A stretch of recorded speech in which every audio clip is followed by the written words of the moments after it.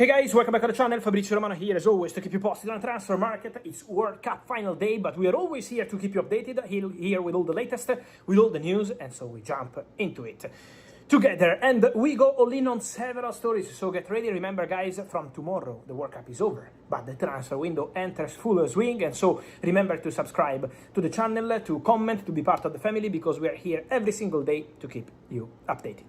I start with the confirmation. It's going to be the next 24 hours, the 24 hours of Morgan Rogers as a new Chelsea player. The deal is completed, will be signed on Monday, but everything is done. They already started, Aston Villa and Chelsea, to exchange all the documents for Morgan Rogers' deal. £117 million, no add-ons. Guaranteed fee, so the fee is 100% confirmed. Aston Villa believe is excellent business. Chelsea believe they added a fantastic player to the squad, so everyone very happy. Morgan Rogers signs a 6-year contract with an option for further season. And Arsenal with a big surprise. Arsenal will have to react now on the market, because we know they wanted to sign Morgan Rogers. He was the top target. The reality is that Mikel Arteta had direct conversations with Morgan Rogers over the recent months. So the player has been a serious target for Arsenal, but they were waiting because the hope was to negotiate on the price with Aston Villa. Arsenal were never going to put £117 million on the table for Morgan Rogers. I told you yesterday and I confirmed today. After more checks, after more calls, I can guarantee to you that Arsenal intention was to go to Aston Villa and bid for around £90 million, maybe maximum 100, but no more than this. Never going to offer £117 million. Chelsea decided to go all in and close the story immediately, and the only way to make it happen and to avoid an Arsenal counter hijack was to go all in and get the deal done in 24 hours, as they did. So Rogers is done. I keep following one of the things I was mentioning to you yesterday. So keep close eye also to the situation of Diomandé. Because for Diomande, Paris Saint-Germain have a verbal agreement on contract terms with the player, but Paris Saint-Germain still don't have an agreement with Red Bull Leipzig. The negotiation is ongoing, the relationship is good between Red Bull Leipzig and Paris Saint-Germain. They did the Xavi Simons deal together, and not only so, the connection is quite good, but they still need a financial agreement between parties for Diomande to leave and join Paris Saint-Germain. So sometimes, guys, you see, Arsenal had an agreement close with Rogers, personal terms were not a problem, but then wait, and another team arrives. With Diomande, it's been 3-4 weeks, agreement on personal terms with Paris Saint-Germain, but then you have to close the deal club to club. It's on PSG now to close this agreement. PSG remain the clear favorites, but I'm told that there are more clubs who keep calling on daily basis to understand if they can enter the deal. Arsenal did this over the recent days. There are more clubs calling behind the scenes to understand the situation of Diomande. So now it's on Paris Saint-Germain to close the story after the agreement with the player, also with the agreement with Leipzig. It's going to be important weeks, important days on this. Many questions as always, guys, also on the Manchester United situation. What's going to happen with the new midfielder? What's going to happen with the new stories? First of all, guys, finally, the fake story about Ederson is over.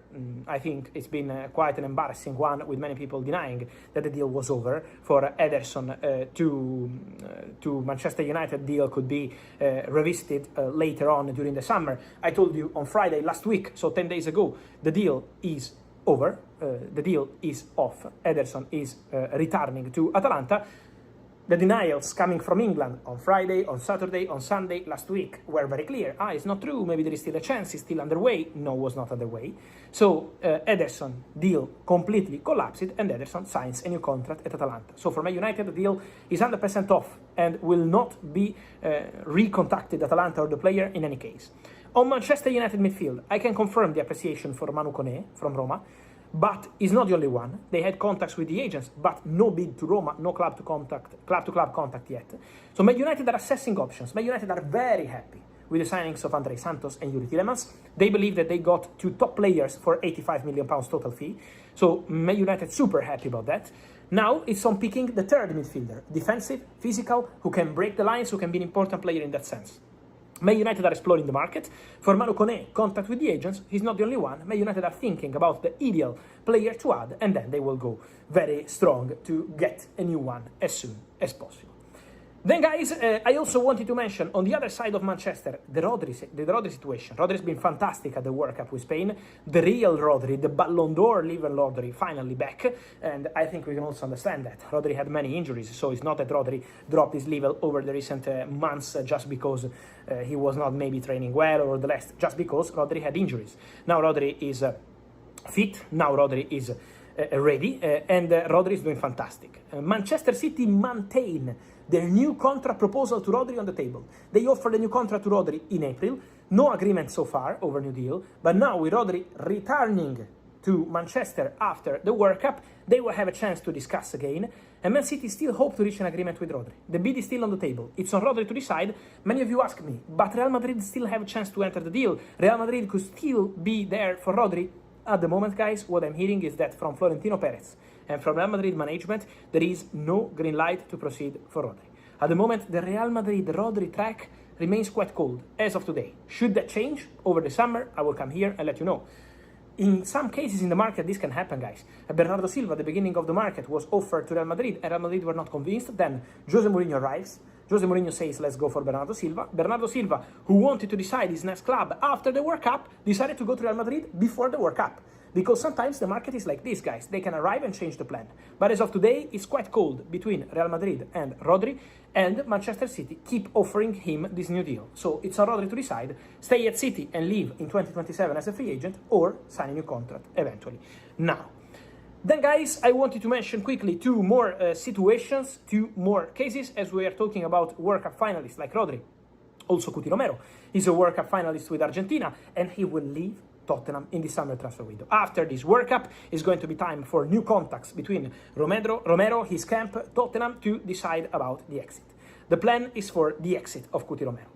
Inter are interested, Barcelona are interested in case they sell a defender. So if a defender leaves, Barcelona can think about Cuti Romero. So these two clubs are there. Let's see if more clubs join the race. But Cuti Romero is fully expected to leave Tottenham Hotspur. So it's going to be one of the situations to watch in this summer transfer window, final 40 days, because it's going to be absolutely crazy.